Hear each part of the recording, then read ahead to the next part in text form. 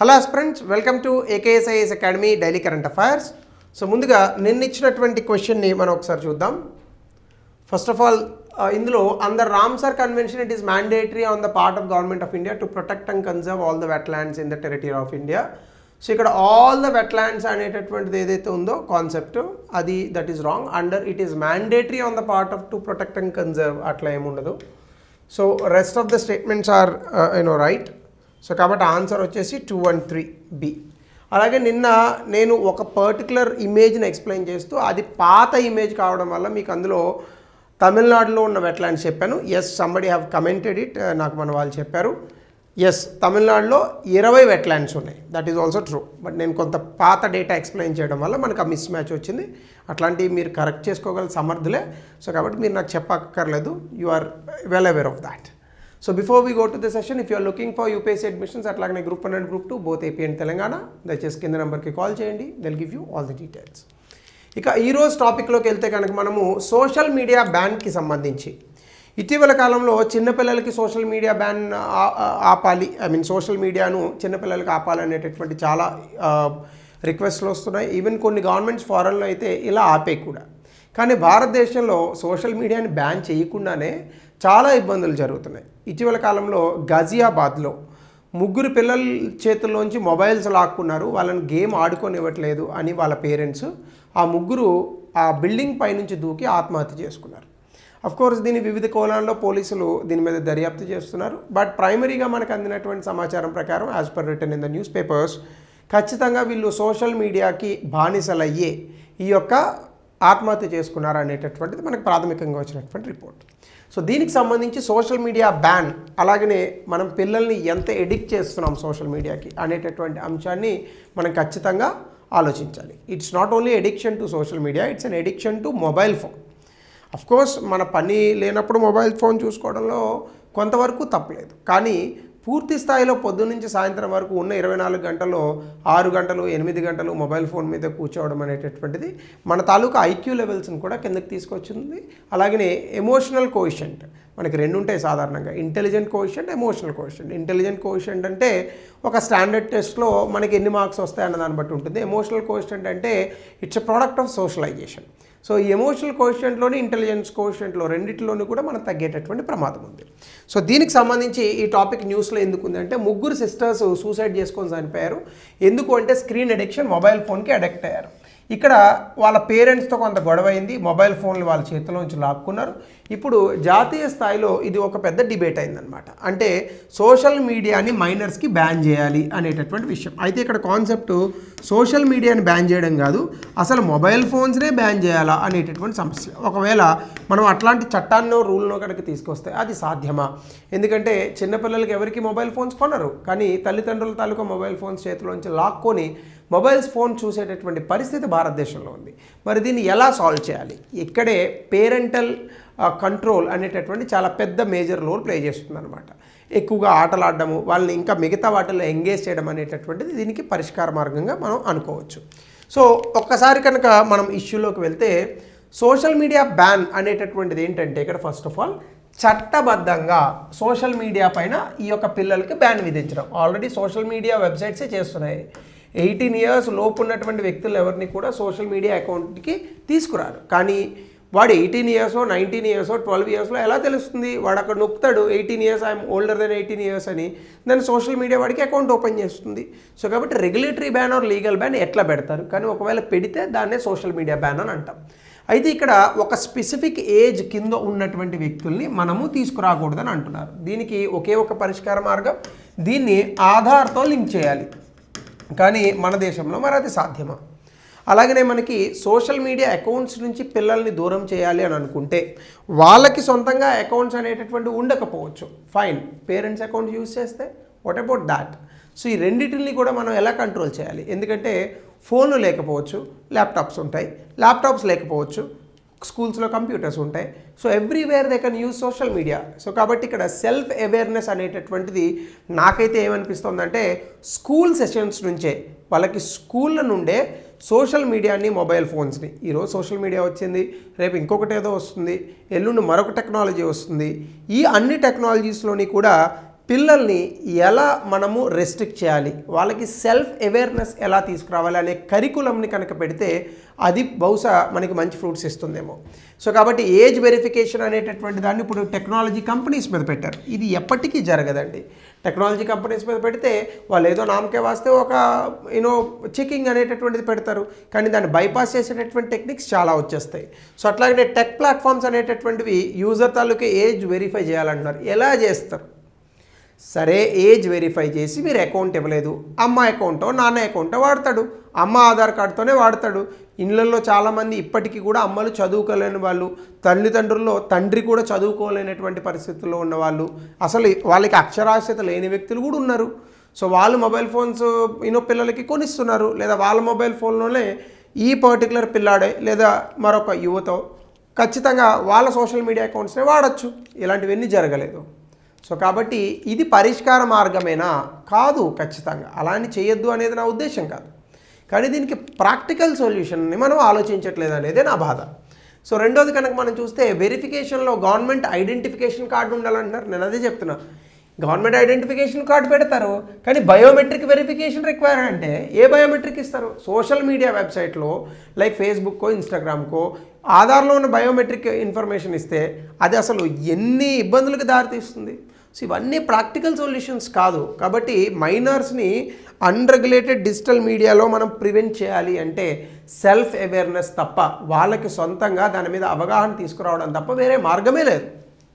So ఇది మనం ఆలోచించాల్సినటువంటి విషయం. ఇందులో డేటా కనుక మనం చూస్తే ఇండియా వరల్డ్ లార్జెస్ట్, ప్రపంచంలోనే ఇన్స్టాగ్రామ్ ఫేస్బుక్లో అత్యధికంగా యూజర్ అకౌంట్స్ ఉన్నటువంటి దేశం. దాదాపుగా 2026లోనే 40 కోట్ల యూజర్స్ ఉన్నారు. ఇది మొత్తం అమెరికా జనాభా కన్నా కూడా చాలా ఎక్కువ. ఇందులో ఏఎస్ఈఆర్ రిపోర్ట్ ప్రకారం, ఇది ఎడ్యుకేషనల్ ఇన్స్టిట్యూషన్స్కి సంబంధించి ఒక సంస్థ చేస్తుంది ప్రైవేట్గా, వీళ్ళ రిపోర్ట్ ప్రకారం 90% భారతదేశంలో ఉన్నటువంటి యువకులు, టీనేజర్స్, వీళ్ళందరికీ కూడా యాక్టివ్ సోషల్ మీడియా యూజర్స్ అనేటటువంటి వాళ్ళుగా వీళ్ళు ఉన్నారు.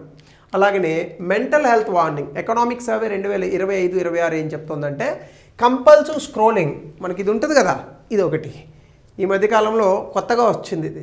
సో ఈ డిజిటల్ ఎడిక్షన్ అనేటటువంటిది పబ్లిక్ హెల్త్ కన్సర్న్, ముఖ్యంగా భారతదేశ యువకుల్లో ఇది ఒక పబ్లిక్ హెల్త్ కన్సర్న్గా మారింది. అలాగనే జెండర్ గ్యాప్ కూడా ఉంది మనకి. ఏంటంటే 33% భారతదేశంలో ఉన్నటువంటి ఉమెన్ ఎవరైతే ఉన్నారో have ever used the internet, అసలు వాళ్ళు ఇప్పటికొచ్చి ఇంటర్నెట్టే వాడలేదు. కానీ మెన్ కనుక మనం చూసుకుంటే అది 57.1%గా ఉంది.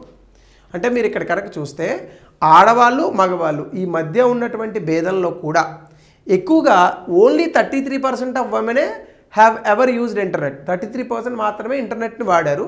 మగవారైతే 57% వాడారు. అంటే మగవారి కన్నా ఆడవారే తక్కువగా ఇంటర్నెట్ వినియోగం అనేటటువంటి చేస్తున్నారు.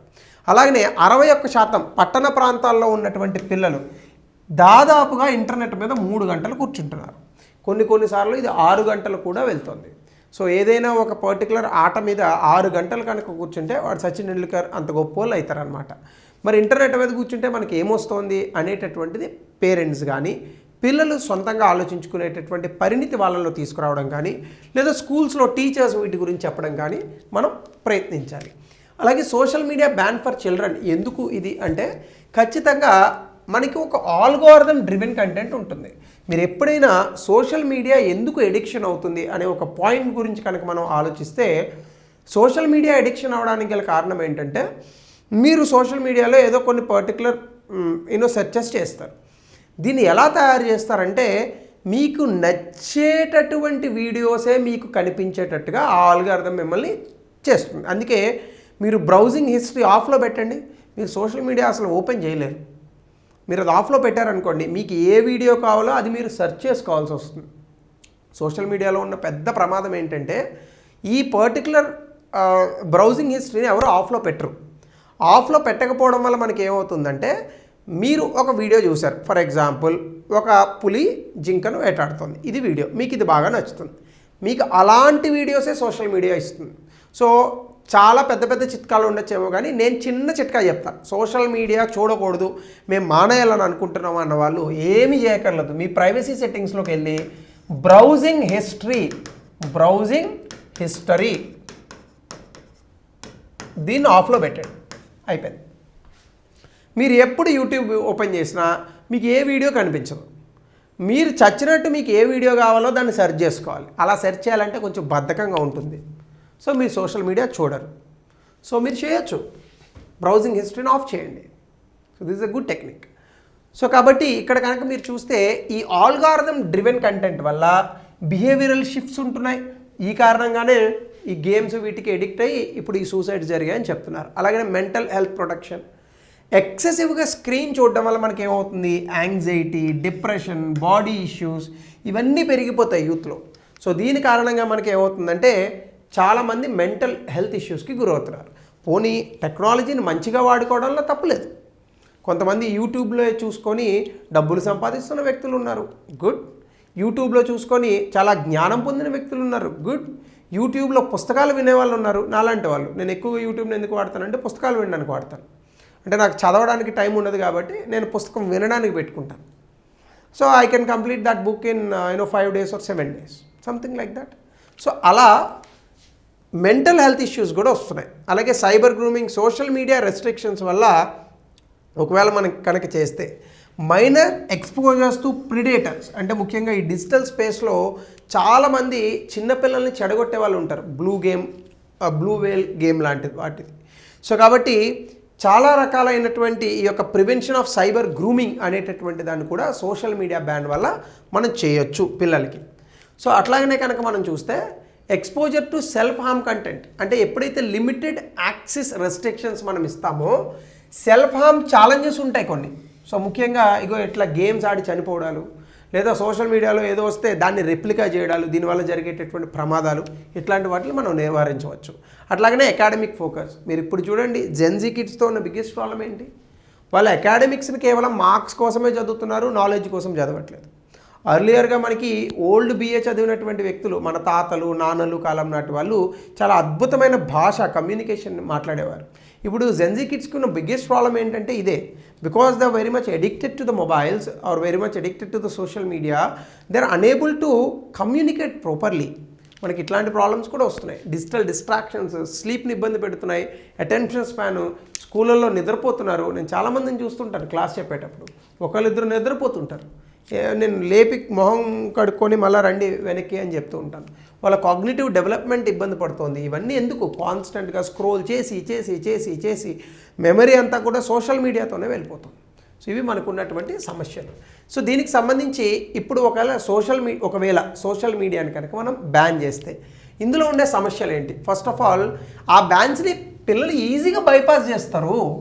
విపిఎన్స్ వాడతారు, అలాగనే రెస్ట్రిక్టెడ్ బ్యాండ్ యాప్స్ ఉన్నాయి, అట్లాంటి వాటిని వాడతారు. సో అనేక రకాలుగా పిల్లలు వీటిని వాడేటటువంటి పరిస్థితులు ఉన్నాయి. అలాగనే ఏజ్ వెరిఫికేషన్ గవర్నమెంట్ ఐడీస్తో పెడతారంటున్నారు. దీనివల్ల ఏమవుతుంది, డిజిటల్ సర్వేలెన్స్ అంతా కూడా మొత్తం పోతుంది. సో మన ఫేస్బుక్ దగ్గర నుంచి ఇన్స్టాగ్రామ్ వరకు, ట్విట్టర్ దగ్గర నుంచి స్నాప్చాట్ వరకు ప్రతి వాడికి మన డేటా ఇవ్వాల్సి వస్తుంది. అలాగే digital life lines, social media only support network ఎవరికి, మార్జినలైజ్డ్ యూత్కి.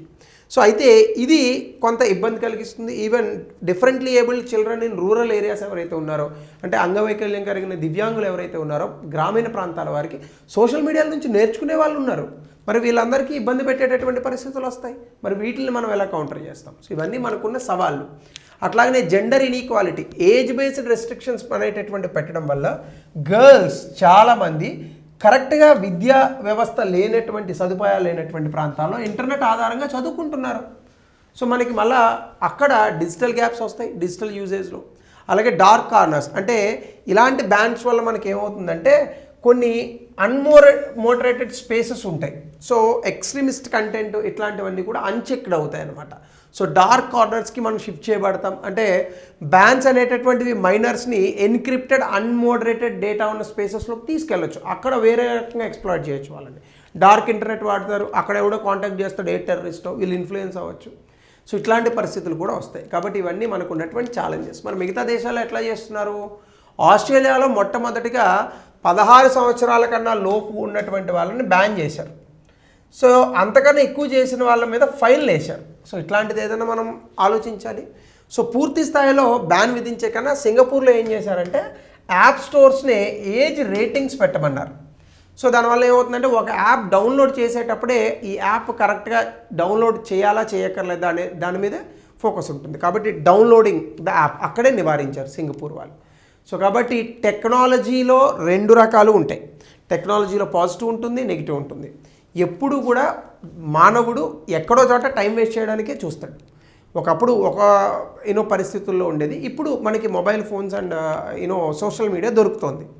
సో కాబట్టి నేను చెప్పేటటువంటిది ఏంటంటే సమస్య టెక్నాలజీలో లేదు, మనిషి మైండ్ సెట్లో ఉంది.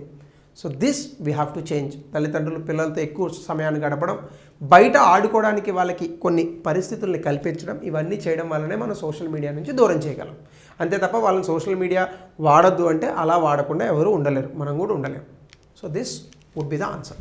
దీనికి సంబంధించి ఒక particular related to this social media అని అనుకోవచ్చు. దీనికి సంబంధించి ఒక కేసులో సుప్రీంకోర్టు ఈ తీర్పిచ్చింది 66A ఆఫ్ IT యాక్ట్ 2000 గురించి. దయచేసి ఆన్సర్ని తెలపండి. అట్లాగనే child cuddling is now being replaced by mobile phones. చాలా అద్భుతమైన ప్రశ్న. ఈ కాంటెక్స్లో 200 పదాల్లో రాయండి. సో దయచేసి ఈ సమస్య పైన మీ పరిష్కార మార్గాలను కామెంట్ సెక్షన్లో చెప్పండి. Short and crisp. Thank you. Have a good day.